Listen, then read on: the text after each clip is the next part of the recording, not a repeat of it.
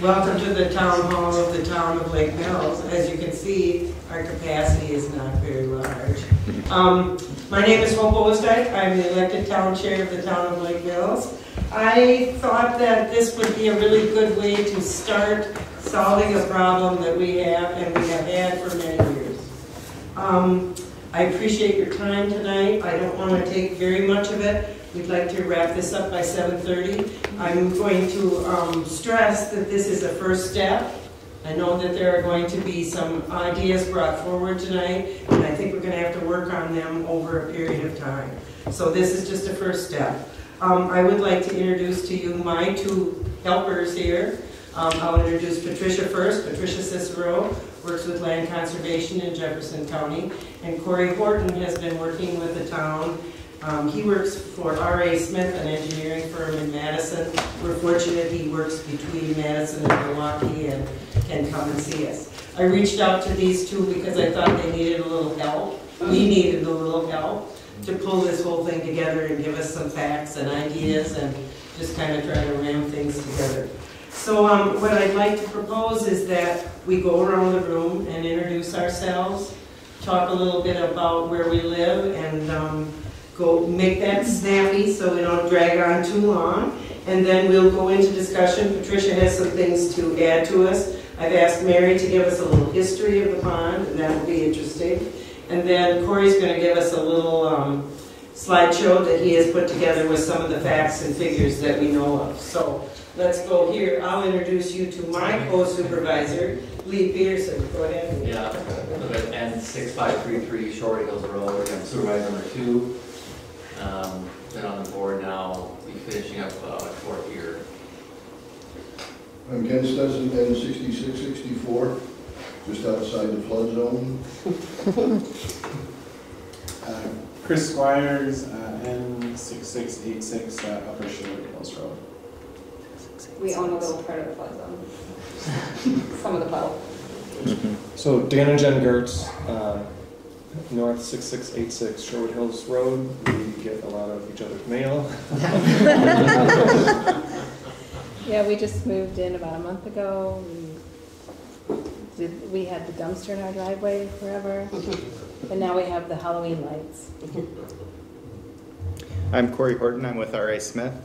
So like Hope said, I'll provide you kind of some technical background as far as what's going on out there, and then just kind of throw out some ideas of some things that could potentially help. So hopefully if you have any questions throughout that, I'll be here to answer them. And I'm going to go back to the table now. Bruce and Jennifer Ward, we're in 6656 Upper Shorewood Hills, and we're not even moved in yet. So, welcome. Thank you. Scott Lang and 6628 Shorewood Hills, a half a block up the hill. Allison Schmeiser, N6644, just up the hill from Ken Stetson. And I'm Patricia Cicero. I'm the Water Resource Management Specialist for Jefferson County, and know a little bit about stormwater issues and a little bit about facilitating group discussions. So that's why I'm here tonight. Kyle Garrow, N6674, Upper Shorewood Hills Road. Love the orange lights down there, by the way. It's fun when walking the dogs. I'm Cindy Price. I have been enjoying vacationing at 6680 for the last 60-some years. 60s. I'm Mary Price, and I live at the lowest point on the road, in Shorewood Hills Road. And I'm her son, Jeff. And I'm Kathy Price, and I spend a lot of time next door to my mom at N668. And I'm Pauline McKeevan. We live in 6680 Upper Shorewood Hills Road. We have the distinction of the most shared real estate. Yes. John Crunt. We own the cottage next door to Mary and Mary's families. She has a house and a cottage, and then we have an extension. We've been in the family since the 40s, and Ken is my dad's youngest cousin, first cousin, right? So we got a bunch of Trumps and stuff. It's the poor man's Kennedy compound, that's what we call it. He just purchased a home of Ellen Flaherty, if you know where she lived, up on, it's Upper Shorewood Hills Road, and 6660. So, That's our house. yeah, I'm Michelle Crump, and I've been at the Crump Cottage for 2 years, and now we're moving up to the Upper Shorewood. So I've been right next to the flood zone for years. I'm delighted you're all here. Thank you for doing that. Go ahead, Patricia. So I just wanted to say thank you, everybody, for coming. You know, tonight is a night to have some possible solutions presented to you, get your feedback, hear what your experiences have been with the area and the stormwater. And I just ask that, you know, we be respectful of everybody. Let's not have side conversations. I want to make sure that everybody has time to talk and share their opinions. So I might end up at some point going around the room and calling on you. So if you could please share your opinions, that would be great. If you think of something after the meeting that you want to contribute, you can contact Hope. I realize we didn't put any contact information on this agenda. We should have done that. But if you would like my contact information or Corey's contact information, then come up to us after the meeting. We'd be happy to share that, because we'd be happy to continue talking about this and try to come up with some solutions that are workable for everyone. So then, Mary was going to share. Mary has been asked to give us a very objective, historic outline. I'm very objective. Here's a copy of my She's been report suing on for this you for a and couple for of Corey. days. Okay. And here's one for Hope if you want to pass it. You've got All right. a copy of you. Nice. So Do we have something we need to make more copies of? you can do that. My name is Mary Mills Price. My family has owned property along the lowest portion of Shorewood Hills Road since 1942. In 1994, I received a call from Bill Ferry, not a member of the town board, telling me that the road behind my house was going to be redone and they would be putting a pipeline into the lake through my property. I gave no response. Shortly thereafter, there appeared a long tube dumping water into the lake over my property. I confronted the workers, telling them that I had not given permission to go through my property. The chairman of the town board came to speak to me. I told him that the board would have to condemn my property. He threatened me, shaking his finger in my face. There was one member on the board who wanted the condemnation. Another member suggested a public hearing.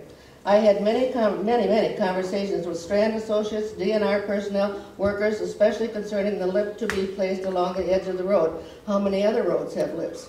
Another engineer said that if no changes were made in the design, the plan would not work.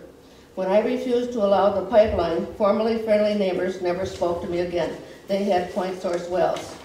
In 1975, septic tanks were replaced by connecting to the city sewer line.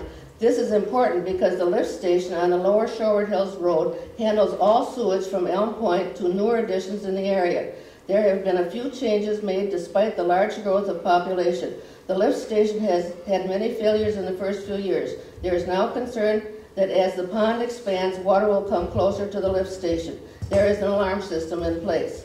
In 2007, there was a major malfunction at the lift station after heavy rains. The sewage backed into many basements. FEMA got involved. The pond overflowed. The greatest damage was done to the Dr. McCloy residence, formerly Art Getz's, and he was unable to attend this meeting as it was scheduled when he was not available. Over the years, I have made many attempts to improve failures of the engineering firm. At one time, a member of the town board, not presently, agreed to cut out some of the lip on land owned by the town on Shorewood Hills Road at Lake Lane. However, the area was too far north to do much good for the lower portion. The The pond to the west has increased in size 3 to 4 times at least from its original size. Bob Crump, who owned property on Upper Shorewood Hills Road, gave his permission to expand onto his property. It keeps expanding, a great mosquito haven. The culvert that is under the road needs constant cleaning. Presently, the water from Upper Shorewood Hills Road, both north and south, runs down to the lowest point on Shorewood Hills Road, guided by the lips. The pond does not overflow unless extremely heavy rains. Perhaps there is a way to direct the rain elsewhere. Cut off the lips on each side, more grates, more guidance of rain to the west, finding a way to direct water from Upper Shorewood Hills Road to the west. I am hopeful that some solution may be found soon. Thank you very much. Thank you. That was wonderful. I'd also like to point out, and I'm sorry I didn't know there was going to be a back table, but I do have various maps on the table. There's 3 in total, and I'll show you guys in the back. One is a topography map of the area. One is a aerial that's closer up to the pond, and then the final one is farther away so that you can see more of the area. Yes. Okay, so I think I know where this pond is, but we're just moving to Lake Mills, so. So I know where you guys are. Is it that little right here. place that's? If you go down to Shorewood Hills Road, straight down from your property, and you go north 4 lots, it's on the back side of that property. And it's just that place that holds water? Yeah. Is that what we're talking about? Yes. Okay. And the flooding that occurs on the road. Right, and I've been seeing the signs as we make trips back and forth. Okay, thank you. Sure. The pond did not appear until to that size until the new road design was put in. There wasn't a pond as such at that point. Okay, so there was a new road design that has happened. The road was, let's go back. The road was redesigned over a number of years in 1994 and 95. That was construction was done in 95. And what Mary is explaining is, through the design phase, there were several public meetings. And at those public meetings, it was decided that there would be this little edge along the road, and you will see this little lip that directs stormwater down the center of the road or sheets it across the road. So that's what she's talking about in the engineering. There's a very difficult corner at the top of Lake Lane, which goes down to Ferry Park, the little town park. That corner is very difficult. There's an edge on that side of the road. There's a stop sign there. It's a difficult, high kind of a to hit. Also, what ended up happening was the design called for a storm sewer or a drain that would drain directly to Rock Lake, and the low point was determined to be Mary's property. And she was threatened with that idea and refused to allow that. And so what we see today is the design of the road, which is 2 storm grates on either side that has a probably 10-inch stormwater pipe below it that's underneath the road, but it goes nowhere. We've cleaned it out, we've done some repair to it. It actually was sinking about a year ago. And so that is the low point in the road where all the water travels to. Now, there's another complicating factor here is that the road itself is probably not truly on the right-of-way. And when the pond began to fill up with water there, it was a naturally low spot. It was enlarged, and it has been holding lots of stormwater over a period of time. This has been tolerated, mostly because the property was owned by John's father, Bob. He owned the 2 upper lots above, and he owned the lot upon which that pond was, and we tolerated it. We talked about it many times. I've been on the town board on and off since the year 2000. We've discussed this. We created a policy. We purchased those high water signs. Those live next to my freezer, and they are really fun to move around. But the policy we created was that we would put those signs out so that no one would, so that there is another way to go around the pond when it is full of water, and that it would alert drivers to that. Bob kept very careful records, and John, I'm sure you could speak to that, about how quickly the pond dispersed water, usually in the first 24 hours after a stormwater event. This year's history is very different. We've had a huge amount of rain since the 1st of August. 10 times I've hauled those signs in and out. And I think we're kind of at a crisis point, needing to do something to decide how we're going to get that area stabilized. So another myth that Mary and I discussed yesterday, at one time someone said that there was a clay bottom installed in that pond so that water would hold there. We can't really document that. Mary said that there were a lot of the construction equipment was parked there during the course of the redo of the road, and so that compacted the soil. But several times in my time on the town board, we have cleaned that pond out. Well, and it expanded so much now that even if there was clay at this point, there certainly isn't clay on either end of it. Yes. How deep is it? How deep is Well, it? it's a good question. I don't know how No, deep it is. it's not my favorite place to wade. It I had an ice skater on it once, remember? It was deeper when they first built the road, now it's all silted in. Well, and you know, in our neighborhood, we use a great deal of sand and salt on our roads in the winter months, and that has a tendency to accumulate there. Plus all of the runoff that would come from those normal roads or mud or whatever is tracked onto the road. I have always felt, much to Mary's credit, that she made the right decision by telling those guys to heck with you. So it wasn't easy. The original plan was to do a buried pipe from the pond under the road to your property out into the lake. And environmentally, I think I've always agreed with you, Mary, that that was never a very good idea. And you've stuck to your guns. It hasn't been easy to keep them in the holster, but it's been an ongoing thing. So that kind of gives you the history of what's going on there. I'm sure you have more questions.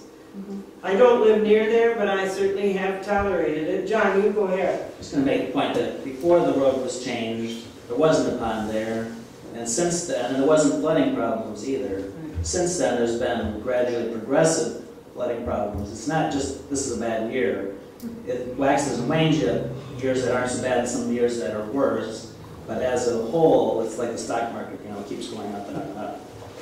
Well, the other thing is, as more residences have been built along there, first they would have gravel driveways, but then pretty soon they would pave them, and then some of them are in cement, and that took up all the space that was absorbing the rain previously. So that's made a big difference, because when we first were out there, and they had just a gravel road, all our well, there weren't as many houses along there either. We didn't have the pond. How much was the road raised in there before? Raised? Yeah, I thought. I was told too, when we were looking at the house, the road was raised. I think it was actually, we had looked at your property and that was the information they had given based on some of the reconstruction. Are we talking about Upper Shorewood Hills Road? No. Otherwise, what created the pond? I mean, what changed when the road was redone if there was no pond there before? The runoff. The runoff. From the highest points in the road, because of the lip on the side of the road, rather than having rain just kind of gently go over the edge or into any kind of lawns along the way, it just all funnels down to the... Right, but if just changing the road, I mean, if it was paved before and paved after, just redoing the road itself would create a pond, but you're saying the lip is holding it back? It's like they put gutters there, but they don't have, you know, gutters in towns. They'll have sewer drains that it goes down to and runs off. So before it's sheeting here, across the road. now, during the rain, if you walk up the north side, the water is just rushing down the road. It's like a river. It's coming down hard and fast, running down the road. So it's, you know, a lot more water is getting to the lowest point than it used to. If you would look at a model rural road, and I want to remind you, you all live in a rural township. Then why did they try to put curbs on our road and bicycle paths and all those? I was here when they had those meetings about the road, and I didn't go to every one, but at some point, there were a bunch of neighbors that were upset about losing trees because they were widening the road, a bunch of people that didn't want any water being dumped Crown Road and having it dump over onto their lots, and coming down hills, there were people like on the down towards the southwest end of the street where it goes all the way down to where the other pond drains in down by Mahola Shores. I mean, a lot of people down there didn't want water coming onto their property because it comes rushing down that hill. But all of a sudden they said, well, we can put a gutter on, we can make it out of asphalt, and it was like, okay, we're done, and that was it. So the road was widened? Nobody, yeah, a lot, like Okay, 6 feet. Well, At least 6 feet wider. before, that road was a classic lake road. The soils were not good, the base was not good. So when you say the road was raised, we reconstructed that road. So Sure. they would have put in appropriate base and asphalt, and they added this little lip on the side of the road. A classic rural road would be crowned slightly at the center, off to the sides, a 2 to 4 foot shoulder, and a ditch. In lots of areas, that is not the way Shorewood Hills Road operates. One of the other things that did happen over the years is our lake committee put together a plan, and you were involved in that, Mary. The town made several curb cuts along the road, and you can see those. There are cuts in that lip which direct water, sometimes very effectively and sometimes not very effectively, off the road into other gutters or ditches or areas that are lower. And that's been a good strategy, but it's still not that effective, because when it was sheeting rain last Wednesday, you can really see where rain begins to gather. And both of those hills that come together exacerbate that water there. I'm going to say Shorewood Hills Road was a cow path before it was redone in 1995. So, excuse me, someone asked about how deep the pond was from when it was non-existent to now. As I understand it, there's been excavation, which means somebody's been in there stretching it, and that person should surely know how deep they were cutting in to the sides. I mean, No, I is it suppose a that was company? Jason Forrest. Well, no, that was when Bob Crump offered it, because of his property up on Upper Shorewood Hills Road, when he said that they could extend it down onto his property to the south. Wasn't that, do you remember that, John? Bob? I don't remember that. I wasn't part of that decision, so I can't speak for that. Bob did say, gave his permission to extend the property, to extend the pond to the south. And he did. And he did. And they did do that. Mhm. And now it's still going to the south and to the north. But you know, I think it's important, in 2007, when we had the big 100-year rain, the second 100-year rain of the last 10 years, when we had such it was the only time that the pond actually really overflowed because of the problem that they had at the lift station, because that wasn't working. So then that's when FEMA got involved. And when FEMA gets it, that must have been the city, you know, how the federal government got involved. And we had a lot of loss in our basements from then. So there was sewage then, right? Isn't that Well, what you're yeah. saying? Sewage back out. It was The sewage lift- and The lift station is for the sewer line, right? Right, but Yes. at that point, that was the most we ever had in 2007. So you get a double whammy, not only the runoff, but also the sewer line. Right. Back up. Plus, obviously, there's a lot more damage to homes when you had sewage water in your basement and so forth. That's about the only time that I could actually say that the pond overflowed. If people think that the water on the road is because the pond is overflowing, and that's not happening. It's the water that comes down because of the design of the road. And as many times, and there was, as I mentioned in my report, there was another engineer that came down when he saw what they were trying to do to put this pipe, the culvert under the road. He said, if you don't make changes, that's never going to work. And it hasn't. But nobody would listen. And I've got names of the people that I spoke to, the DNR, 2 or 3 people, DNR, and 2 of the engineers. There were other people in my neighborhood that would have allowed that pipeline to go through. And I have all of that in my notes. They never checked with anybody else. They were determined to go through my property. So does anybody else have any other questions about the setup of the system and the road before? I got a question. Yeah. Who owns the road? It's a town road. Okay, it's not the county or anything. It's a town road, and as I explained to Mary yesterday, depending on where the right-of-way truly is, because it was kind of a meandering cow path before, normally a rural road has a right-of-way of 66 feet, which means 33 feet from the center of the road. And the road lane is usually 20 or 21 feet, something like that.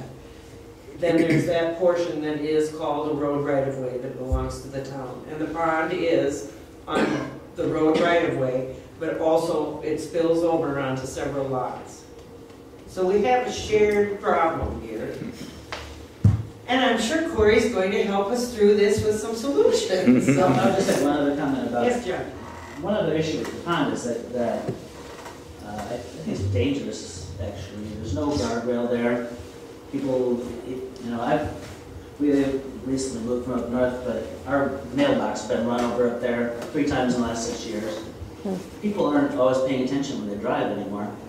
And to have a pond that close to the road without a guardrail or anything to keep people from driving into it, I think it's probably dangerous and is a liability risk. That and for kids playing in it or whatever, you know.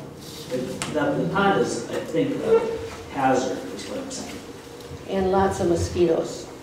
And we've been putting dunks in there, Bob Crump and I, and now the town clerk puts dunks in there all the time to try to cut down on the mosquito. Okay, so I'm going to go through a bunch of stuff, but obviously you all live here. You know a lot about what's going on. So a lot of what you're saying and what you've experienced from what I've looked at, it makes a lot of sense. So I think you have a very good, solid understanding of what's going on here. I'll have some things to add here, and if you have some additional input, jump in by all means. So I think we've kind of gone through a lot of this, but basically we're here, like Hope said, we've had, this year's been a very wet year.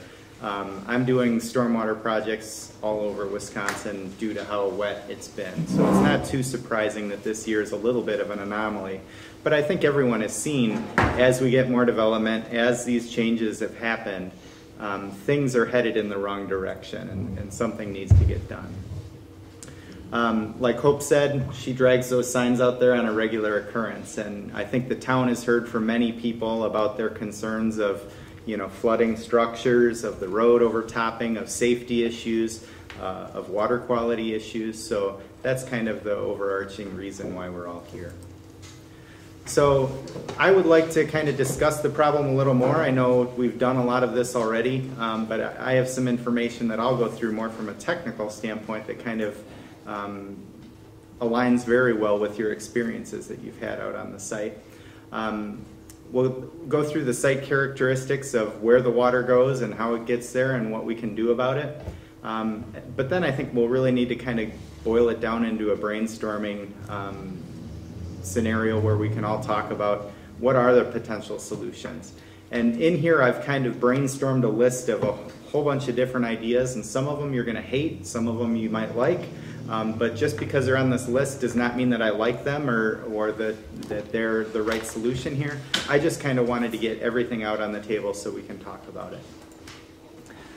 So again, what we're trying to address is the road flooding. Having that permanent water on the road is not ideal from a safety standpoint.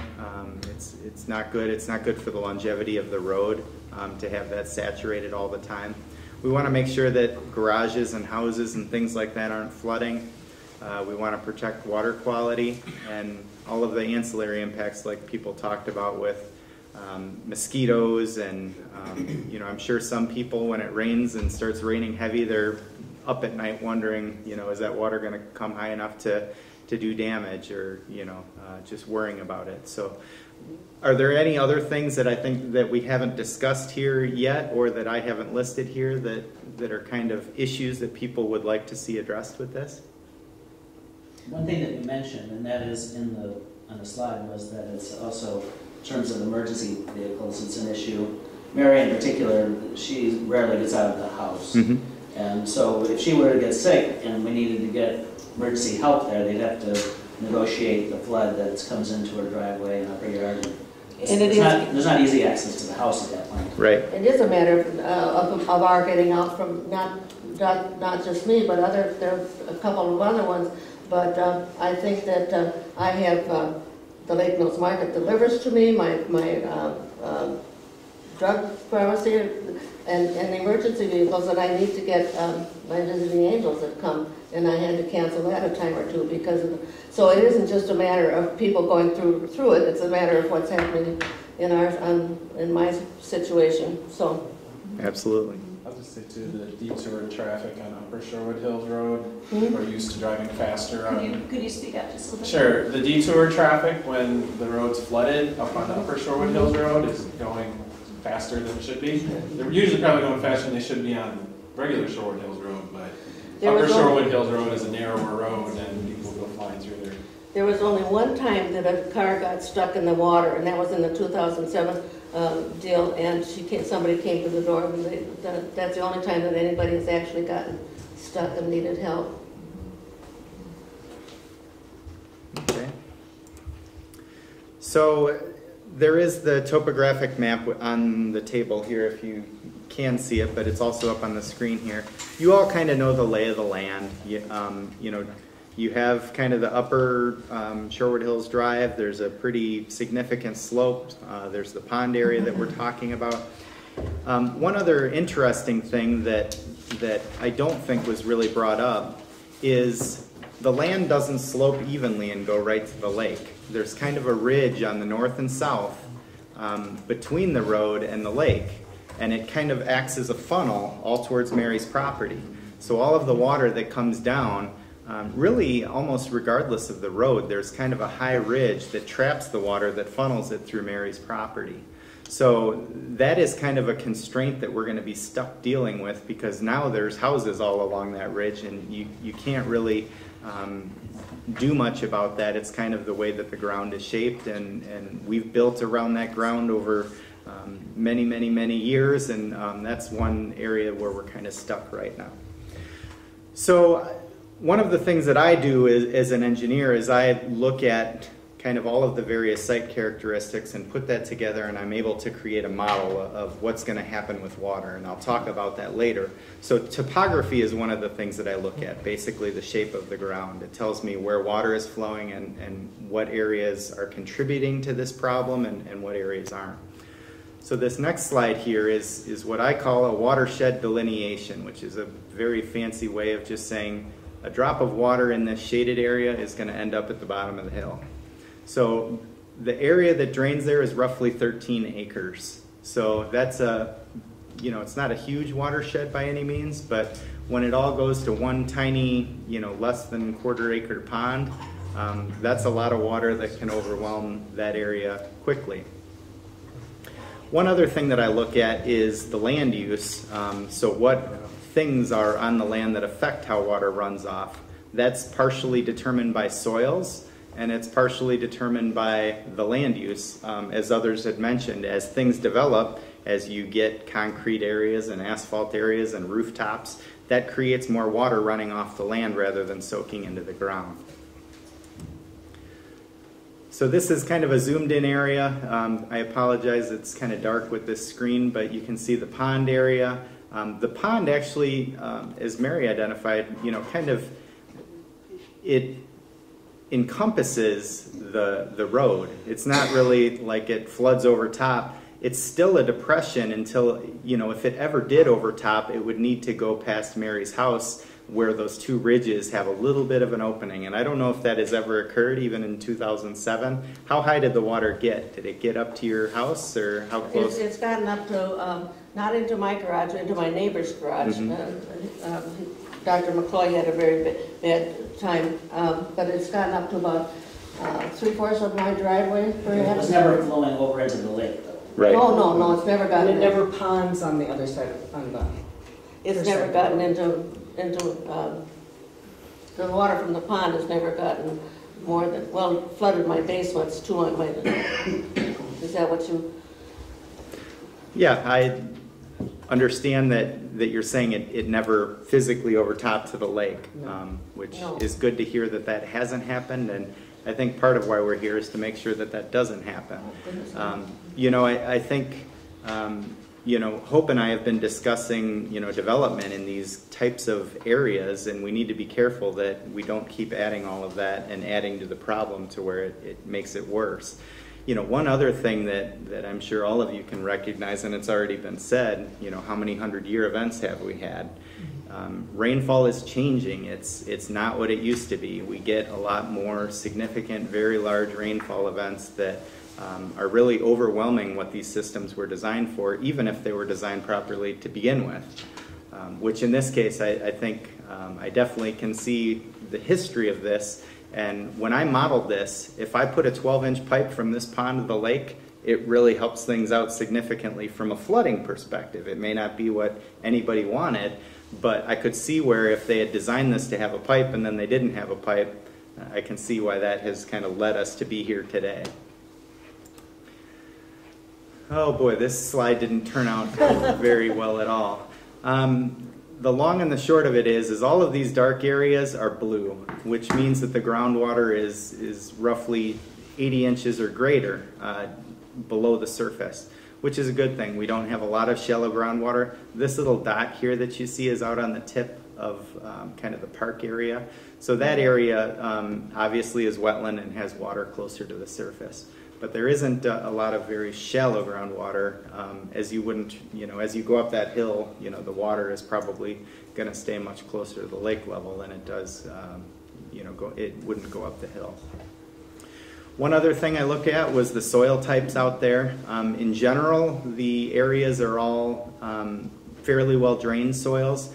They're a mix of loam and silt loam soils. So, like, the reason why that's important is what we have talked about, where, you know, before this developed, you know, when rain hit the ground, it would soak in. So, you know, we do have some pretty decent soils here for having water soak into the ground, as long as we offer it the opportunity to do that. So that lip on the road and keeping water on the road rather than flowing over to soils affects how much water gets to the bottom of the hill. Can you just describe what loam means? So loam is kind of a mix of, you know, soils are split up into various types of particle sizes. So you can have anything from sands, which you can see particles, to clay that are very fine, where you can't see it. So loams are kind of a mix of soils. Most of these are silt loams, which have particle sizes of the soil that allow water to flow through it. It's not like clay where it's really tight and it acts as a total barrier for water to get through. So here's kind of the laundry list of solutions. And again, I'm not saying any of these are the magic idea, but I was just kind of trying to think of, you know, what are the various things that could be done here. So, you know, when we're looking at stormwater things, there's always the do-nothing solution. You know, I think once this thing has gotten here, that's kind of where things have sat. And, you know, when the pipe didn't go in, you know, it kind of just has stayed there. And, you know, I think as things go on and as impacts pile up, I think that do-nothing option is kind of going away a little bit. One thing, you know, I think a lot of people have mentioned that sediments have kind of accumulated over time in that pond area, and that does two things. I think it plugs up the bottom of that loam soil so the water doesn't soak into the ground quite as well. It also fills up area that could be potentially storing water temporarily. So dredging that out and cleaning that pond out might help that to drain down more quickly. And it also might help to provide a little bit of extra storage to keep it from building up as high as it does today. Expanding the pond storage, that's something that's been done before. There isn't a lot of opportunity to expand that pond much. On one side you have a road, on the other side you have a pretty steep hill. So digging out that pond much bigger, you're pretty much going north and south, and again, you're going uphill again as you move that direction. There's also other things like the lift station that's there. So there isn't a lot of room to expand that pond storage. One thing people have mentioned a lot was diverting flow away from the area, kind of going back to what it used to do a little bit. I think that is a potential solution to kind of get that flow off of the road and get it to areas where it can soak into the ground. Creating an outlet from the pond, and that's kind of, it could take a couple different ways. It could be a pipe, it could be a little channel to route flow, it could be a pump that pumps water out of that depression. And I know Hope and a lot of you are very concerned about water quality and making sure that we're not harming the lake. Obviously, if we did some solution like that, we would want to make sure that the water is adequately filtered and treated before we're putting it into the lake. So that is definitely something that we would need to be careful with if we did consider that a viable alternative. One other one that I had on the list here was improving the infiltration, just getting the water to soak into the ground better. There are certain ways that you can dig down deeper, put in what's called an engineered soil mix, which has more sand and gravel in it, that has more ability to hold and store that water so it has more time to soak into the ground. So does anyone else have any ideas that we haven't mentioned here? I have a kind of question about really this being two different problems. Okay. I see the pond, the retention pond, as a place to store water and it's growing or whatever you can do with the pond. But then there's the flash flooding that happens on the road that has its own set of problems. I really see them as different because those two they rarely connect anyway. The pond, when the flash flooding is so high, it will spill over into the pond and then it looks like one continuous little area. But really, I see them as two different problems. I think they're going to need two different solutions. Mm-hmm. Yeah, I agree with that. Another question I had was the water table. The pond never goes away. Right. So there's a certain level that the water is in the pond. And I'm wondering, is that the water table? I mean, that's what has been proposed. But I think seems to me, without surveying it, that level is higher than what's in front of our cottage, which is, 30 yards away from it. So in front of our cottage, we have a depression. That does not fill up with water. Mm-hmm. And I think that's lower than the level of the pond. Right. So groundwater can be, super, super deep. It can be what they call perched, where it's kind of trapped by a layer of soil. So what could be happening is maybe at one point down deeper than where the pond was, maybe there was a liner put into that pond and there's some clay in the bottom of that that's holding the water in there. Maybe the sediments that have accumulated into that pond are blocking that up and keeping that water from draining out of the pond. It could even potentially be, groundwater that's higher than what, the mapping up there that I showed on the screen. You can have localized areas of high groundwater, especially when you're in a very wet period like we have been. Groundwater levels can come up. So, like you said, I think ultimately to figure out what's going on there, you do need to start poking around to, do some soil borings and figure out, okay, is it saturated just in the top 3 feet? And if you poke beyond that, is it dry? Or does it continue wet until you get down to below the lake levels? You really don't know that until you start looking at what's happening specifically on the site. Does your group do that kind of investigative? If it's not that deep, how can we tell if there is a liner? Right. Yeah, it can be as complicated or as simple as you want it to be. We're not a geotechnical firm, so we don't have drill rigs and do stuff like that. But that being said, this may not need a very complicated evaluation to figure out what's going on. To have a simple hand probe to dig it out, to have a post hole digger and dig down and see what it looks like. Something simple like that would be where I would recommend starting to see what's going on. Maybe use a post hole digger and dig a hole 4 feet deep, leave it open and see how much that fills up with water and see what those soils look like. Corey, would there be any advantage to putting in more grates? There are just the 2 grates across the road from where I live, and I think the next grate is way up on Shorewood Hills Road towards the south. And what about where does the water go when it goes through the grates? So the grates are essentially at the bottom of the hill by your residence. Yes, right. And those basically just go from those grates right into the pond. Right. So it doesn't really go anywhere. But if you had more grates along the road, wouldn't water from the road go into those grates and then just go into the ground? Where does it go if? Most of the time those grates are attached to pipes that take the water somewhere. Is that necessary? In general, with how much sand and other things you put on the road and just dirt and grit and other things getting into the stormwater, if you just had grates and manholes, those would get plugged up very quickly and really wouldn't soak in much into the ground.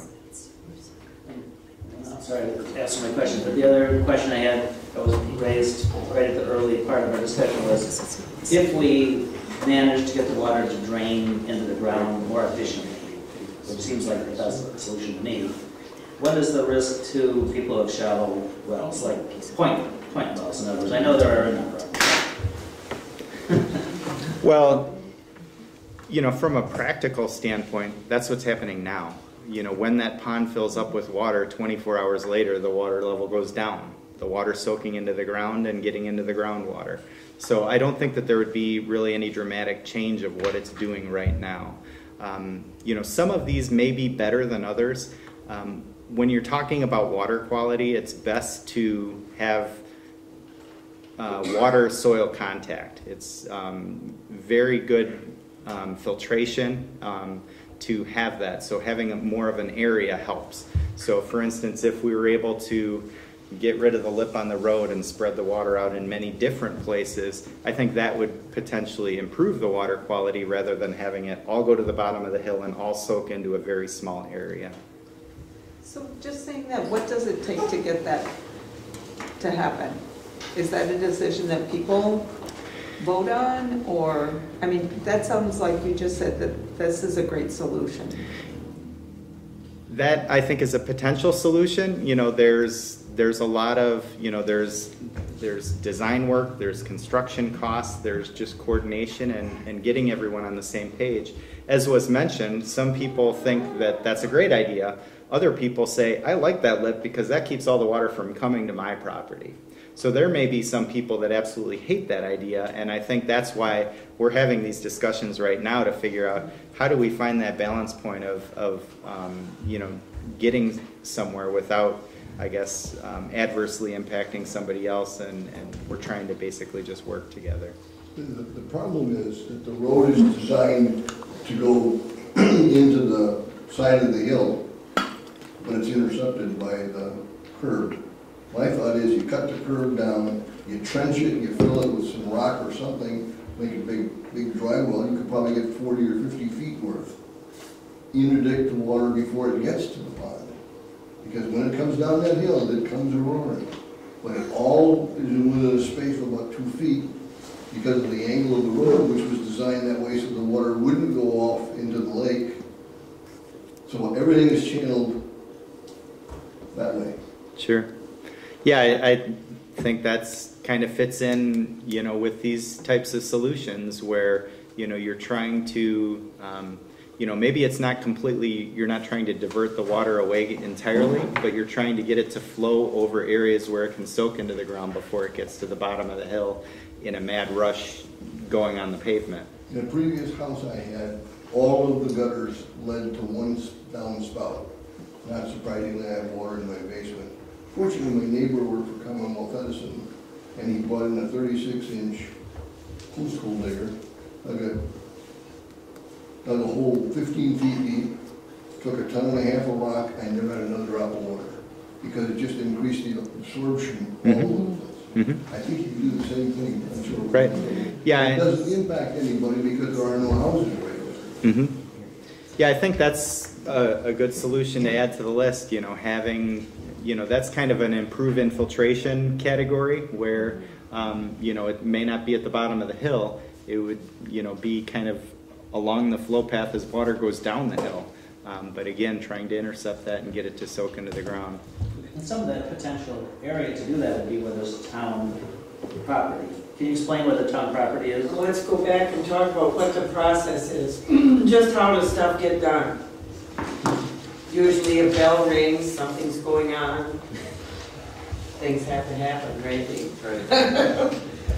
The town has we have 38 miles of roads in our town, and we have a road plan that guides us. The road plan is constantly changing depending on what happens with a certain culvert or what kind of a rainstorm we have or whatever comes up. And so we're planning ahead, and every year we do a spring tour and a fall tour, and we rate our roads. There's a system called PACER, and it takes your road from 10, the best road in town, Newville Road, right down to maybe what's the worst one? Let's not go there. Maybe Sandy Beach Road or our gravel road, Bean Lake Road. So we rate all those roads and we look at that. We're also working towards spending the highway money that we have that comes to us through the state and trying to figure out what our priorities are. And so this is obviously coming to the top. Let's talk about Shorewood Hills Road. It was built in 1995-96. It's nearing 30 years of its life. We're hoping if we're building a road like Newville Road or London Road, which we've done in the last few years, that they last, of course, 75 years. I mean, we have to maximize how much, when we do a project like that. Let's use Court as an example. We partnered this summer with Court on Court Lane to give better access to the park. We partnered with the county on that. We had some grant money, we split the monies down the middle, and we were able to accomplish that project in good stead, without any more debt for the town. When we did Newville Road last year, we borrowed money, and we have a special assessment for roads that is on your tax bill, and that's allowed us to spend up to $300,000 a year on roads. If you know anything about roadways, you don't get very much for $300,000. We now have a grant that will come through sometime in 19 or 20. We're working on Rock Lake Road. Both of the roads, both of the bridges over 94 on Newville and Rock Lake Road will be redone 19, 20, 21. We're not sure. Waiting for the state to catch up. So the projects that come up, we can begin to do some engineering on, and that's kind of what I suggest we do here. We're not completely ready to redo Shorewood Hills Road. In fact, how many years ago? 2-3 years ago, we did a seal coating on that road. That helped the condition of the road a great deal. But this area between Upper Shorewood Hills Road, Lake Lane, Mary's property, and up where Allison is at the top of Upper Shorewood Hills Road may be an area that we need to do some engineering on and figure out a way to change. There are some good right-of-ways there that we could use for ditching. Again, it's not going to be popular when you have roadside plantings or trees or those kind of things that are in the way. But I think for the good of everyone, we need to look at that as an option. Corey came up with a good solution the last time we met. As far as a short-term solution, is to do some cleaning out of that pond. And we attempted to do a clean out earlier this spring. Mary was not happy with the dewatering idea that we put forward. They were putting it into the lake over my property. What that is there is a process called dewatering where and you can explain this probably better than I can, water is filtered through a contraption and then it is said to be sediment free and then it can be released into another body of water. The idea that Corey had is maybe we have a really deep dark winter and it's really cold and we can go in there and literally scrape the ice out and the sediment and get that cleaned out so we have a little bit better storage capacity there. That to me is a short-term solution. It is not in the long run. Another thing that you came up with was, and as objectionable as it may be, perhaps there is a process that we could use that we could filter that water that's entering that pond and then put it into the lake. I guess I would need to really be assured that that is a solution. Pumping, I don't know how that would work. You know, the sewer station is there, pumping sewage up the hill. I don't know if we could work in tandem with that, but that would require some engineering. One of the sites that we were talking about pumping to is along Lake Lane. There is a town park. That soil is very much like the soil on Upper Shorewood Hills Road Hills. It's going to be very erodible. There might be an option for us to dissipate some water in that way. I'm not sure what the solution is.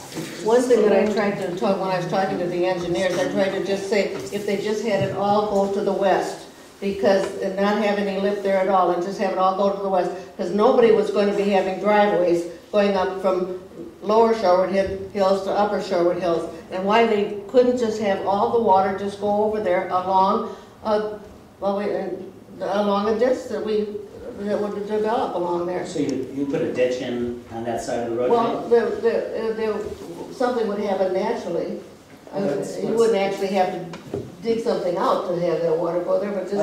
I think kind of what Ken was saying is you'd have, I think to do that, you not only have the road would have to be pitched that way, but you'd have to put in like a French drain or a drain tile, a pipe that's permeable, packed around that with gravel, sand, whatever, so that there was a good... The road is already pitched that way. Yeah.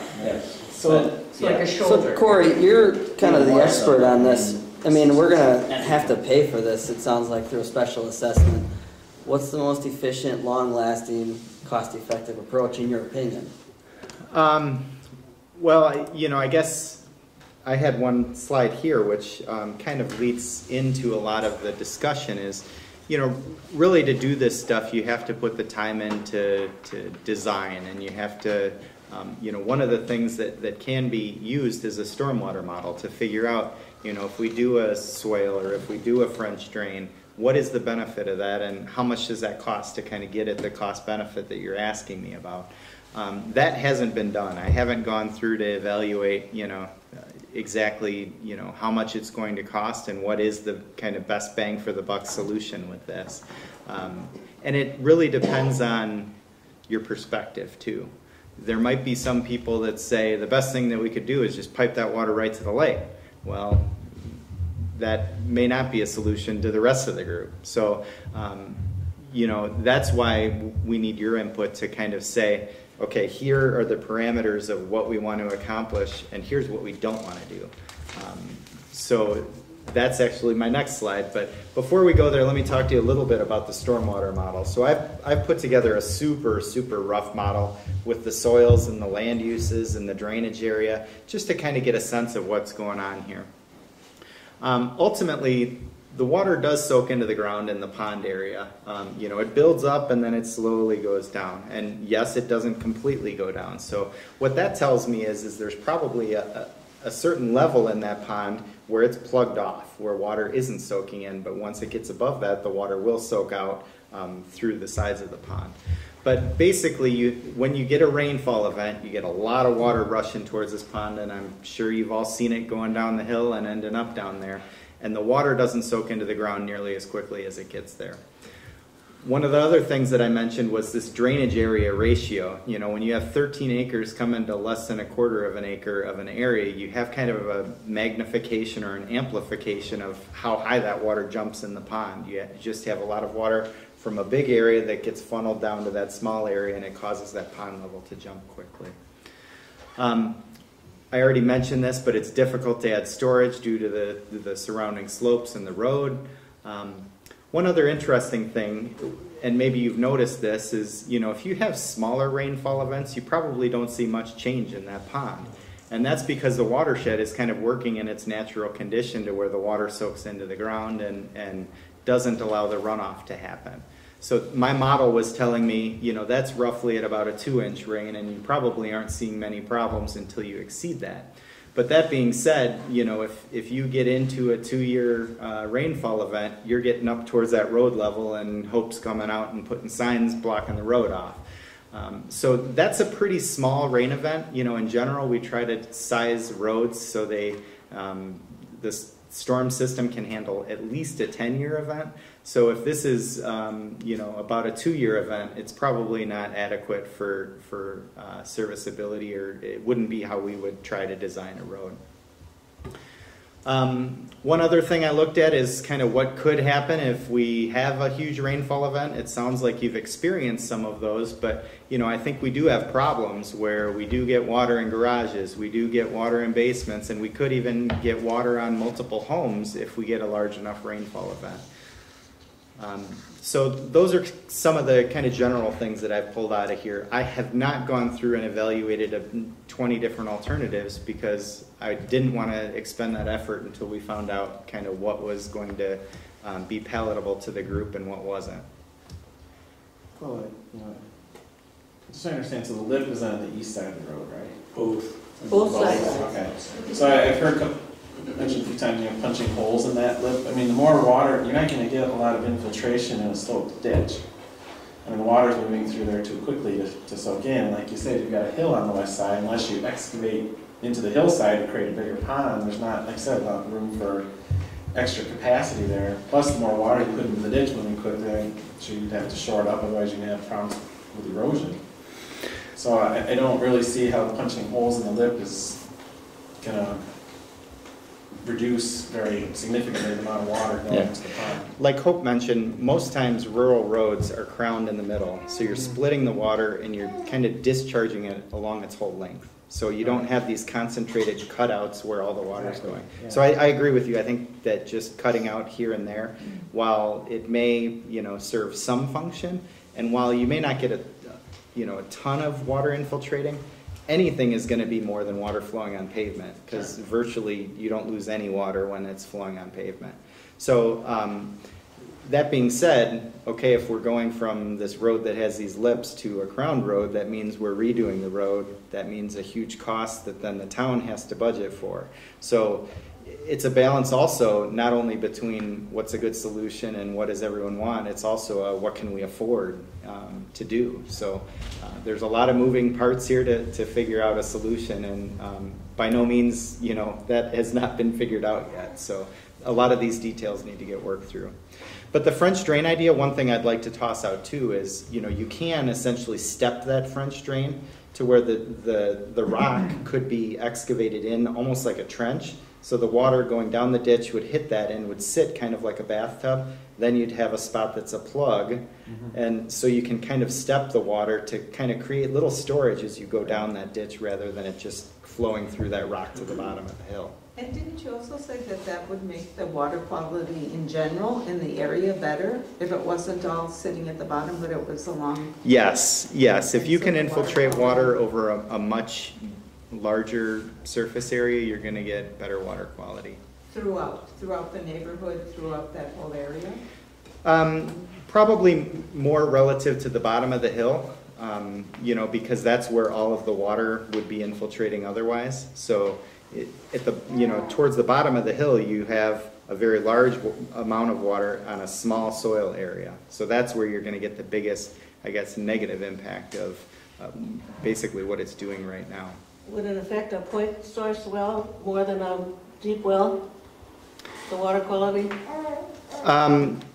Yes, in general, the further away that any contamination you can get to, the better. With wells, the further away that you can get, the better.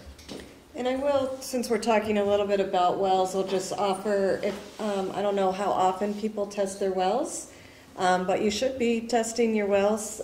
We recommend in my office that you do it once a year. How many people do it once a year? Oh, look at you. So if anybody wants well water testing information, give me your information and I can send that to you, because I have a lab up in Stevens Point that I feel has a good price to test a whole variety of things in your well, bacteria, nitrates, things like that. Can you, maybe this is one of your upcoming slides, I don't know how the depth you looked at it yet, but talk about some of the stormwater treatment options, or if you do look at putting the water even, through a pipe or something into the lake? Yeah, so I don't have any slides on that, but I think, again, it goes back to that filtration. If we were doing it at the bottom of the hill, you could put in an engineered soil mix that has compost and sand that helps to capture and bind up things like heavy metals and hydrocarbons and things like that. And then ultimately, if you were going to discharge the water, either, get the water after it's gone through that soil mix in a drain tile, or you can have kind of a pre-treatment that then goes to a separate bay where you would discharge from. So there's depending on where it happens and how it happens, it all boils down to, you know, filtration. Vegetation also can provide a lot of water quality benefits as well. So we could look at, you know, we were talking about swales. Even if you have rock underneath, that's not to say you can't have a topsoil layer and have vegetation that can help improve water quality too. And I'll just at this point talk a little bit about, there's a variety of infiltration practices. Ken already talked about one that you could implement on your own properties. No matter where you live, it's always good to infiltrate water into the ground. So you could capture roof water with rain barrels and use it for watering your gardens. You can make rain gardens. That we have a few around the community. Some people are willing to have you go on their properties if you want to see their rain garden, so let me know about that. You could also do rock trenches, like what Ken had mentioned. And definitely, you know, with rain gardens, native plants are really important. If anybody lives on the lake, I'll get to you in a moment. If anybody lives on the lake and is interested in any of those practices, or even a shoreline native planting, let me know, because there is grant money that I can help you with, and designs also. So that's always something good to do on your properties, is to infiltrate water. I was reading about trees that can help with the problem, like weeping willows, although they create their own troubles. I couldn't put, could you speak up a little bit, please? Yeah, so there are some trees that can help. They obviously wouldn't be the big solution that we're all looking for, but I was wondering if you knew of any that would be good for the environment that we're in. And not create another host of... I'm not a tree person. Do you know, Hope? There certainly is a whole list of native plants that would be available to you through Extension or through the county's website. Look at different kinds of plants that you might want to plant in those areas. It's not on the county's website. Let me know and I can send you a list. Yeah. One of the things that I was thinking about is, I don't know if any of you have been around when you see someone mill a road. We talk about this, milling and overlaying a road. If we were to remove that little lip on the edge of the road, this is what we would do. We would hire someone to come in and literally mill that asphalt off, reuse it again for more road bed or shouldering, and then repave that road. An expensive proposition, but we're not looking at the entire 3-mile length of Shorewood Hills Road. We're looking at a small area. We would have to be very savvy, and I think this is probably one of the faults of the road. You know, when they go to pave a road or a parking lot, they bring in a huge machine that has all kinds of settings, whether it really decides or gets where the road is supposed to be crowned and water is supposed to shed off. You've seen places where it's successful or it isn't successful. We would have to be very savvy if we were going to do something like that.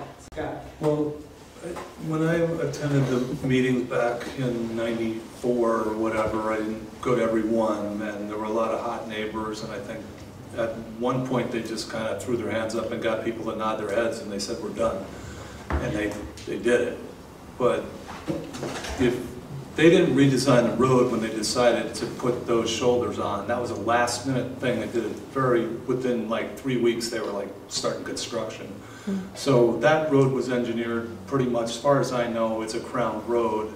There are spots certainly coming down this hill where the whole road tips to one side.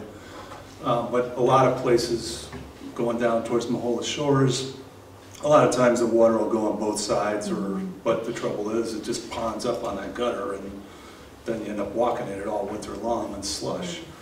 But so anyway, that's one point. Is I think it is a crown road for the most part, and coming down from the south side going towards the ditch, it pitches towards the big stone wall on the west, and on the other side it pitches to the west too, pretty much coming down the other way. So it pretty much pitches towards the pond on both sides when it comes down around the curves. So there's a lot of water coming down there But it wouldn't be hard to just grind that shoulder off or cut it off and put a drain in. I think everybody's, I mean, trying to come up with some solution that's going to help us. And I think it's going to take multiple steps, multiple options, all those options of trying to get some of the water off the road, trying to get some to infiltrate if there's people's property that are willing to talk about it now, up higher up if we can, to get it to infiltrate off. If they can put a little rain garden up there or something, then, and try and divert some of that off so it doesn't just keep going down the hill. But a lot of it will, but like Ken brought up, a drain that tries to get it away from the road and let it, slow it down and get it to infiltrate a lot of it before it gets to the pond. But when they built the road, they dredged that pond out, made it bigger. I thought I remembered them saying they were going to dump large stone in there, coarse rock or something in there to help it percolate. You know, you get leaves and stuff landing in there over the years. It's going to plug up with all the new construction up there and all the drain coming down the hill. You know, I'm not trying to throw anybody under the bus, but there's been a lot of silt go in there this year, or the last 2 years or so, and that's making it worse. In 2007, we got like 25 inches of rain in 3 days. It filled up then and it flooded the road, but that's pretty much the only time it got like it's been this year. Because that whole drain is totally plugged up. The pond's plugged, I think, in my opinion. So what I'm hearing is maybe there is a short-term solution, maybe we could come up with, and then there are some long-term solutions. I feel sort of like I'd like to know what the soils are capable of. I'd like to know what's going on in the pond, and I guess we could figure out how we would go about gathering that information and then going forward to make some decisions about this. I'm in the filtration business. I'm not in the water filtration business, but filtration is kind of a similar thing. But I think that's going to be your most expensive proposition if you're going to try and pump it and run it through some kind of filtration system before it goes in the lake. My guess is that's going to be hands down your highest cost prospect. Could you pump it and then haul it somewhere where you wouldn't have to filter it? The volume of water that you're dealing with is a lot. Tell us how much water we're dealing with. He's figured it out. That pond was, you know, when it's filled up, it's over 500,000 gallons of water. I mean, you could, again, pumping is a very expensive proposition to get it over the hill and down to another township-owned property to where you could try and percolate it into some soil. That's still a very expensive proposition, even without the filtration. So you must know how deep it is then? I haven't been down in it, no. It's not as deep as it used to be now. How much water? So I'm using the county's topographic information that they have. So that's, you know, not extremely accurate either. You know, that's done with aerial photography to determine those elevations. I've gone down there and poked around when it's low. It's not. It's hard to know how solid the bottom is, and there's a lot of silt down there, but it's not terribly deep. Well, it's a lot bigger than it used to be. But the volume of water that's actually held in that pond is probably a fairly large amount, but how much additional water can go into it is limited by the fact that it never drains completely. Right. So there's, you know, so really what you're talking about is it can go up another 6 inches or maybe 8 inches or something, but then you take the surface area times, you know, 6 inches. It's not a huge volume. You're never going to keep up with what's coming down the road now. And like you said, it just makes common sense that you're going to try to filter it by some local system that we devise. Well, nature has a wonderful filtration system, and we need. It seems, you know, seems common sense to me, and that's what you're saying, Corey, is that getting the water to divert into a large area and allowing natural filtration to occur, but enhancing it by doing some things like what Ken's talking about, or, you know, Scott or whoever, but enhancing how we filtrate it, how the water filtrates down into the ground in multiple areas so that it doesn't become a river coming down the road. Yeah, I think it would help with the flash flooding. I have a big question. Do you think that the permanent water in the pond has gotten higher over time? Well, there's a lot more volume there The for sure, 'cause permanent, the since pond is bigger. 1995? The area of Yes. it is larger, but I don't know the depth and the. Right, so there's more volume because it's The road, bigger. I don't think. It's bigger, it's longer, there's always water in it. And there's always been water. It never used to dry up or drain I've never out. seen it dry up. But it used to not be there. Right. Right. I'm saying, It was totally dry. I'm saying, right. Mary, have you ever seen it dry up? Well, I don't think so. I personally don't. I'm just- It's gotten very shallow in really dry It's been periods. very but it's never shallow, gone yeah. completely. I'm more Earlier saying this since spring- it was constructed. Earlier this spring, it was very, you could see a shoal of Mhm. soil in there. And that's why we decided on our spring road tour that we would like to get it dredged out. Well- Because you could see that shoal in there. There was a time too that you planted a lot of hostas and we planted stuff around there. And then the next year, somebody came along and swooped that all out of there, took it all away. Well, the hostas are still there, it just gets mowed off by our ditch Mowed mower. off, yeah. And if you recall, I put those little white, they're bendable markers, you know? Yeah, yeah. Those things have been there damn near 20 years, and they've held up really good. And so far, no one's really hit them with a car. That has not been an issue. But are you concerned about the liability of someone going in the pond with their vehicle? Well, John, if you recall, it was your sister that I worked with on this. Chris and I worked on it, and I went to the Wisconsin Towns Association attorneys for an opinion on that. And what they said to me was, like any rural road, many of them have water in the ditches on the sides of them. And so the liability there is minimal. Do you feel like it's dangerous? Danger. I think maybe driving out on any of our rural roads is dangerous. I don't know if you can really totally protect people from those kinds of We're not dangers. trying to totally protect people, but we're just saying what's reasonable, and what's reasonable that can be done or not. I'm raising the issue because I do think, you know, my personal feeling is that it is a risk for people being harmed by going in a ditch or in that pond. And I'm not sure I think it was partly conceived, and I'll recall that my dad was involved with that. And agreed to it. But I think he made a poor decision. I think there's more danger for people driving from the north end to the south end, especially when there's a lot of water on the road, and if it should get icy, and if it's dark at night, and they come zooming around there. There are more accidents because of that situation than there are because of. We all know that this is a treacherous area to have a mailbox. Well, we almost did one person in the I thought hospital. about that, there was an incident not so long ago at your property, Ken. I've lost it 4 times. Yes, and it was very serious the last time. It was a young driver, and it was really very serious property damage. We put I thought a Carol little bit, Heim Street in the hospital when she got hit. I thought a little bit about how we might change the safety of that. Mary was telling me yesterday that she's working with the post office, and they're being really good to her, helping her with You mail have to have delivery. medical reasons. But maybe we could ask them for some kind of a change in that mailbox scenario. Maybe it could go on the other side of the road. Maybe it could go all in a central area. I put a breakaway in this thing. Did you?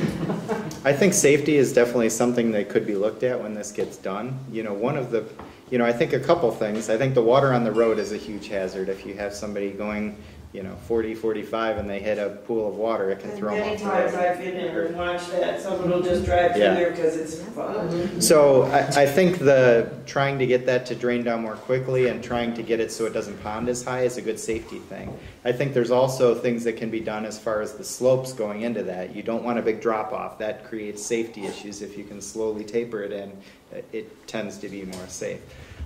That being said, you can't design anything to prevent stupid. You're going to get somebody that is going way too fast for the conditions, and there's certain design criteria that we can look at to try and make it as safe as possible without designing it to the point where it's going to be so expensive that to try and treat for that person that you just really can't help. I have a question. If you were to do this in stages, that first stage is proposed, taking the west side of the road lip down and creating drains down the ditch, basically from the top of the road, before it would get to the pond, right? Is that kind of what we're talking about, is one of the things on the table? Would you have to redo the whole road if you just did that? Can't you just take that lip off and create more drainage down the west side of the road without redoing the whole road? I think we'd have to look at the slope of the road and, you know, how much that lip is and how much you have to cut off to get the water to flow where you want it to. So I haven't evaluated that fully yet to know, you know, if you can just do a little bit of work and not get into redoing the whole road. But those are the types of things that need to get figured out. That would be a lot cheaper. Yeah. Well, and I guess we're early in the process to decide what we might want to do. I guess I'd like to see a little bit of detail on how deep the pond is, what kind of soils are below there, what we could possibly scientifically discover is why that pond holds that much water and why it isn't breaking down faster, or if there's a solution there. I think that's certainly within the scope of engineering. Something you didn't mention yet, and it's probably not the most popular solution, but to do some floodproofing on those lower structures, so that if there are simple means, like I think Sean McCloy has drywall in his garage that he told me that he had carefully removed. So if he were to invest in some sandbags or decide what might be a good flood control mechanism. He's putting in a sump pump. Into the garage. Right, on the side of his driveway, right where it hits the, I don't know if it's completed at this point, but he's been working on that. That would help. Where are you gonna pump it? That's In what I was. between his garage and his house, which is still protected It's a from the French, lake.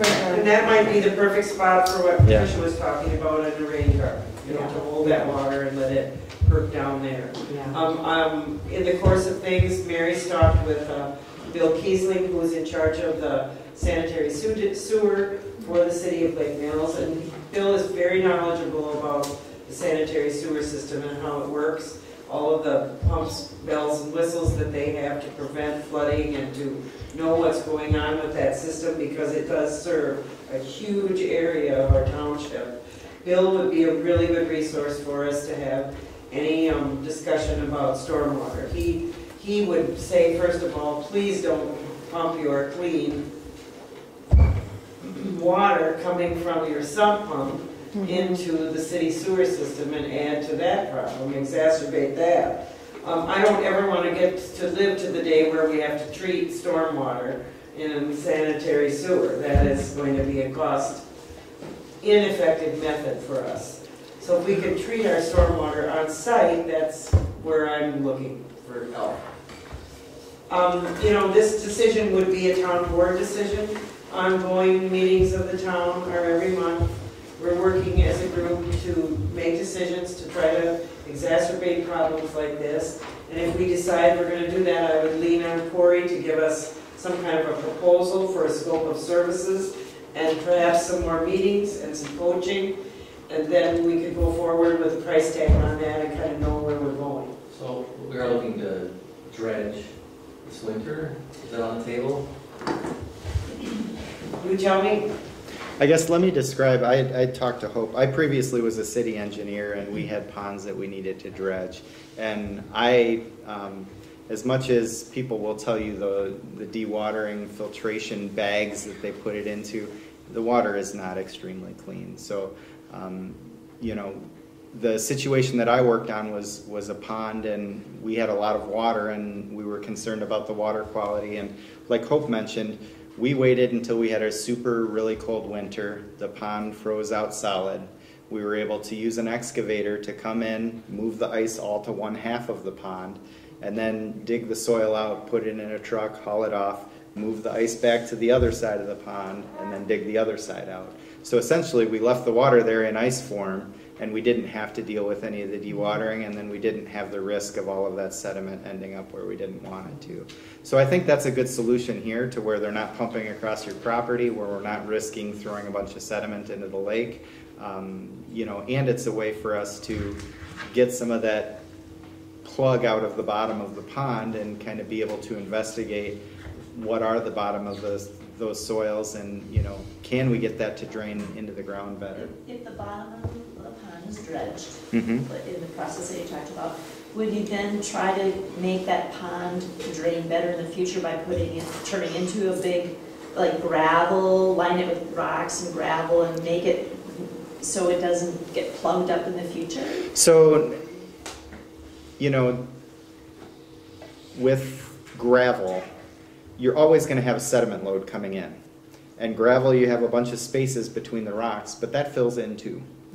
And then once that happens, then you have to dig it out where you have gravel, and digging out gravel with fines and all that doesn't do very well. What I found that actually works better is to have native vegetation planted in the bottom of it, because the root structure actually creates what's called a macroporosity. It creates little channels for the water to flow through. So even if you have that buildup of sediment, you have a root structure that helps the water to get through that to deeper soils to where it can soak into the ground. So I would recommend trying to use vegetation to keep that as long as you can. And then once it does plug up, you can come in there and scoop it out and replant it again and start over with that. It's actually easier than having to dig the rock back out again. Or would you be able to also look at the road? I mean, Hope has asked you to investigate the pond in the short term, but don't you think we also need to know the information really detailed about which way the road is tipped, where it's tipped, what are the options for diverting water one direction or the other, so we find the most ideal areas for water filtration along the roadside, one side or the other? Because I don't think it's always just on one side. Right, and I wouldn't limit it to just along the road. I think anything that anyone can do in the watershed to help water soak into the ground is going to make the problem at the bottom of the hill that much easier, that much better. Yes, I think all of that needs to get investigated. Would it be a lot cheaper to pay homeowners to buy a rain garden than to redo roads? And I mean, if people have always been unwilling to have water on their property, but now rain garden's kind of trendy, wouldn't it be cheaper for us as townspeople to offer to subsidize a rain garden on some of these pitches to make a little landing, ponding area or whatever to get the water off the road? Yeah, I wouldn't be surprised at all if rain gardens were one of the biggest bang for the buck things you could do, especially with the grant program Tricia has. Because we never had heard much about rain gardens until the last, at least I hadn't, until the last few years that they weren't popular. They hadn't been given as a solution to some of this. I think some of the water comes all the way up past Lake Lane. And like I said, there's a lip on Lake Lane, so it won't let it go down there. So if we could get some of it to go off the top up there, I don't know, I'm just being optimistic. But that would help some of it. There's no point in having water coming all the way up from Upper Shorewood Hills Road past Lake Lane. Just north of that, up there, there's a big deep ditch is that town property there? So, and it goes way down. I mean, it would be hold a lot of water, not more than that pond, like orders of magnitude. There's enough vegetation right up on top there to handle what's up on top. You just have to get the water delivered to that area, and that's the kicker. Well, it is. I've walked it 1,000 times. It's crowned up there, but once you start coming down by Lake Lane, it all starts pitching to the west. Right. Hope and I talked some about that too, about capturing it to where you're able to route it down through the park. But that's a pretty steep slope coming down there too, and I think those soils are pretty erodible, so that you'd have to be careful with that too. Yeah. Is there any way to take all of the road along Upper Shorewood Hills Road and steer that towards the west, so that it wasn't coming down on the lower part? I think eventually it kind of has to get down to the lower part. I don't know what the topography is on Upper Shorewood Hills Road, but it seemed to me that there are places along there, there's lawn around there, and there's stuff on the west side, on the west side of the road. I don't know, that's just something I was thinking about. Yeah, in general, changing the flow of water is going to kind of create a situation where somebody's experiencing something that they didn't before. So, you know, I think it's best to try and kind of treat it as it, you know, has always been, and deal with it as local to where the water falls as you can.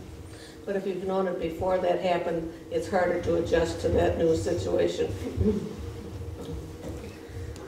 So I want to just go around the room to see if anybody else wanted to, had any other ideas or any concerns or any questions that haven't been asked already. Anybody over here? Well, Yeah, go ahead. So is there a timeline as far as how quickly the town, I know you want more information, the town has to make decisions, and maybe there's stepwise fashion, there'll be a plan, but is there any timeline as far as when you want to eliminate the flash flooding on the road or the? At this point, there is no timeline.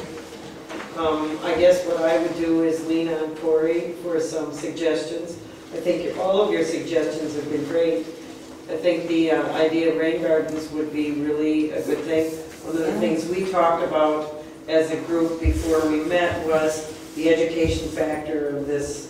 We need to educate some of the people that aren't here tonight, and some of the people that are contributing to this need to know this and need to understand, you know, that every little drop of water ends up somewhere. And so education is part of the component. The rain garden thing might be part of the component.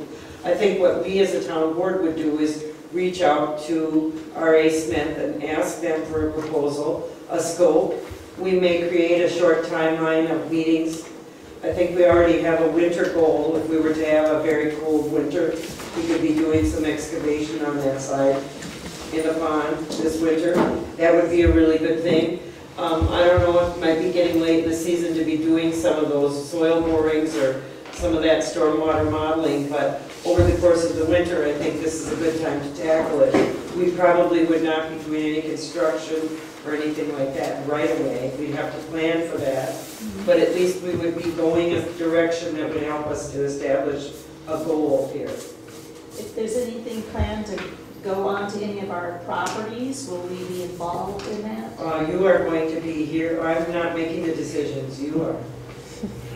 I mean, we will guide the fiduciary part of this with the funds that we have, knowing that they're limited. There are 2 times through the year where the town electorate meets. One of them is in November.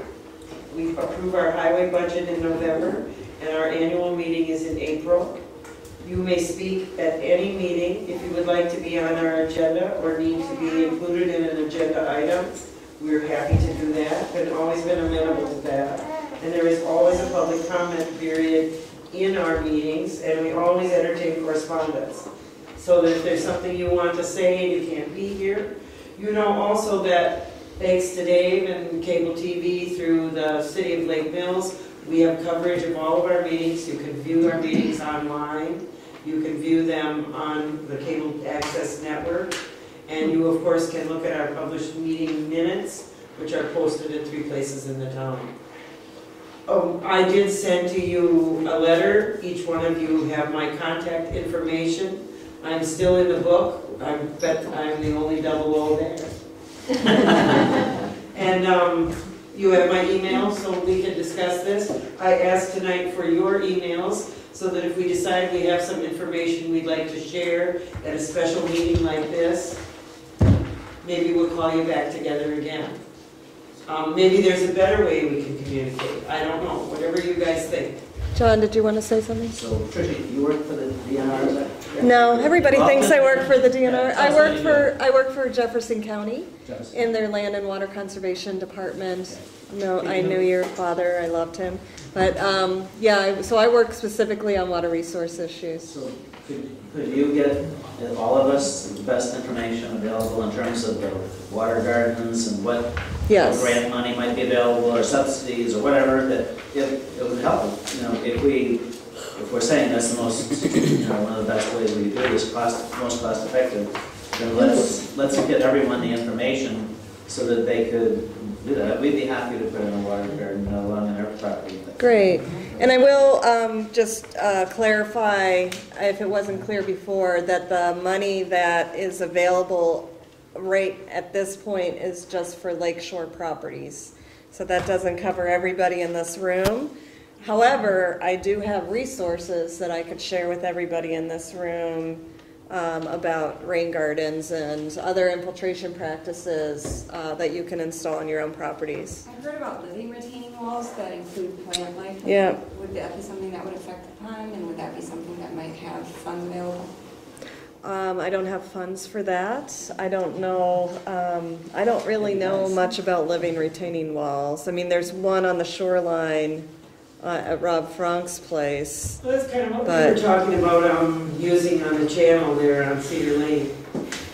Oh, Agricol grows a product that is like a living bio-log that you can put in that's sun and shade plants. Right. We're waiting for that design to come forward. We have another eroding scenario there on Cedar Lane where the channel that feeds the lake comes in, and there's a great deal of erosion on that channel mouth, and we're talking about a project there. We've been waiting for some engineering to come through I and need to check planning to work with those property owners on that project. I thought the idea you guys brought forward about a grant program within the town is a great idea.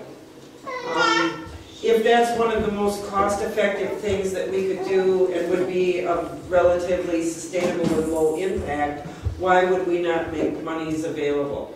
And we already have lots of outlines of how to do this because we've been working lake grants and shoreline grants for a long time. So there are standards of plant material and density of plant material, lists of plant material, and certainly how we would go about being the fiduciary for that and deciding how that would get paid for or paid back or cost shared.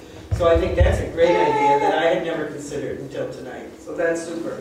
Well, I'd like to thank you and everybody for being here. I think it's a really highly productive meeting. You have this large group of people and to really sort of come together, and I think that people have, I think it's been a great meeting. I appreciate your getting it organized, and Patricia for being here, and Corey, and all the neighbors. What more to say? Yeah, I'm just curious, back when the road was reconstructed in '94 and the pond was up, are there any sort of since at least part of the ponds are on private property, are there any sort of maintenance easements in place? There are no maintenance easements in place, and we've discussed this.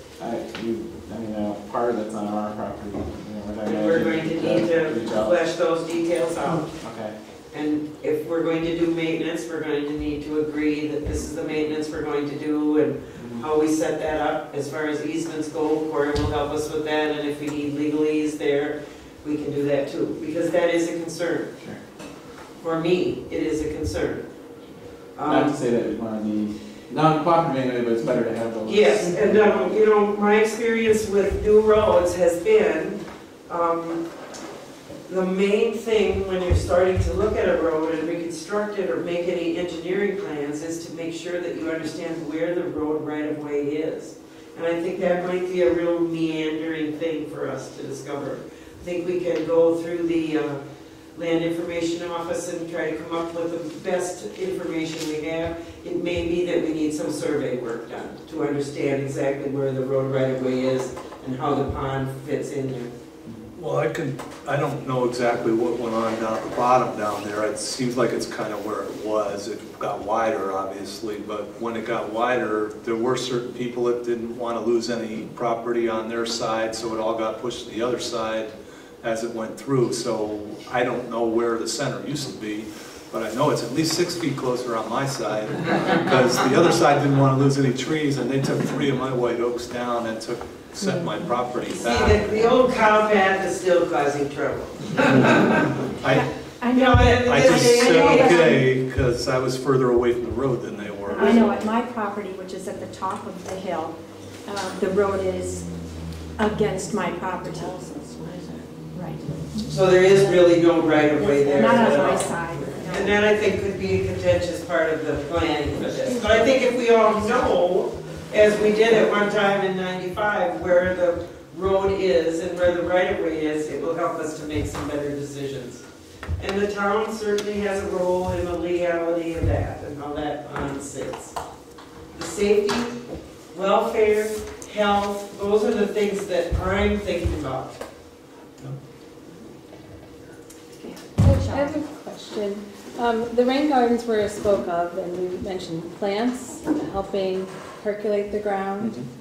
Can I make the jump thinking that if plants help a rain garden, do trees in the whole watershed area help the rainwater get down also? Certainly. So that not just the trees along, right along the cliff that were taken out, but all the trees in the whole watershed, that is all of us. The more trees, or the less we cut down, the more water will go into the ground.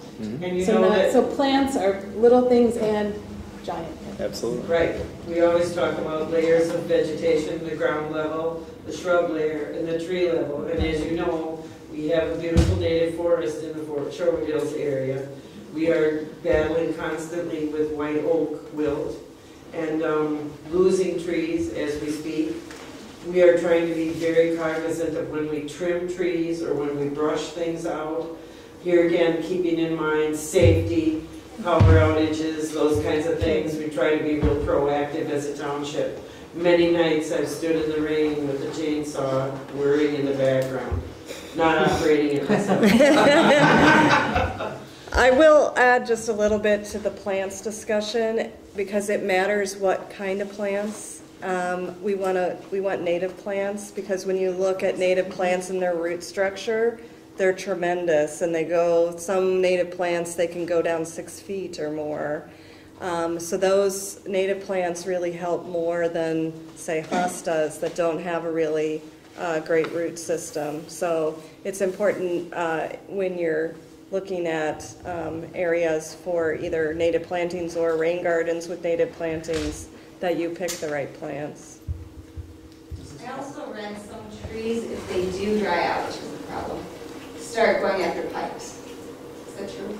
I don't know. Like the root systems will find the water in the pipes. Oh, I see. Certainly. That's probably more of a concern in the city areas, but as you know now, we have individual private wells in the town of Lake Mills, and we're served by the sanitary sewer district that covers the city of Lake Mills. I think we're very fortunate in that, but we do have to always keep in mind that we have those private wells, and we have to protect the well quality, water quality, and the health of those wells in our neighborhoods. What happens to those gardens in the wintertime when those plants freeze? Is it affected in any way? No, they're plants that are suitable for our climate, and just like any other plants in our climate, they're fine. I think we've gone a little over our time, but I think we've had a really productive meeting. Thanks for coming, and